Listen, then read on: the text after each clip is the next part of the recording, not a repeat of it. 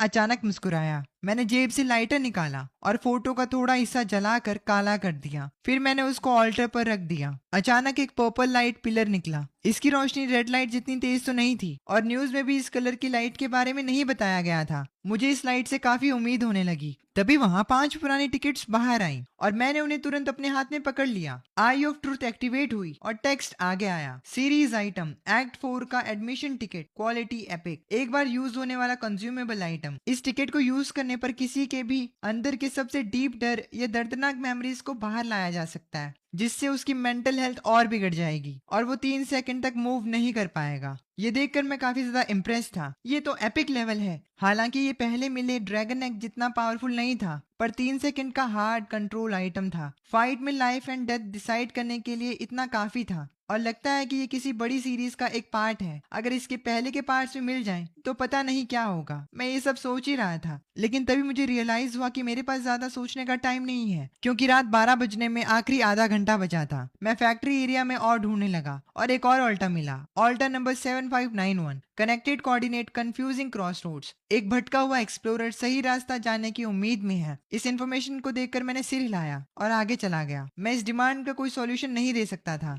थोड़ा आगे जाने पर एक ऑल्टर ने मेरा ध्यान खींचा, alter number 1988, connected coordinate silent library. एक ओल्ड लाइब्रेरियन दिल से किसी की तारीफ सुनना चाहता है। मैं इसे सिलेक्ट करने का सोच रहा था, पर छोड़ो, अपने पुराने बुरे दिनों के बारे में सोचकर मैंने ऑल्टर से मैक्सिमम प्रॉफिट निकालने की सोची। पूरी जगह का चक्कर लगाने के बाद आखिरकार एक बड़ा वर्कशॉप मिला, जिसके अंदर अजीब तरीके से एक ऑल्टर खड़ा था, ऑल्टर नंबर 101010। नंबर देखकर मुझे ज्यादा फर्क नहीं पड़ा, पर अगले ही पल समझ आ गया कि ये नंबर एक्चुअली एक बाइनरी कोड है। अजीब टेक्स्ट बाहर आया, connected coordinate logic starting point. एक सुपर एआई जो खुद का कॉन्शियसनेस बनाने वाला है। वो सभी कॉम्प्लेक्स कैलकुलेशन जानता है, पर फिर भी एक पैराडॉक्स समझ नहीं पा रहा। इंटेलिजेंट क्रिएचर उन क्वेश्चंस के बारे में क्यों सोचते हैं जिनका सर्वाइवल से कोई लेना देना नहीं। उसे इस यूजलेस विजडम का एक सैंपल चाहिए। मैंने तुरंत डिसाइड किया कि यही सही है और बैग से एक बुक निकाली। बुक का नाम था बीइंग एंड नथिंगनेस,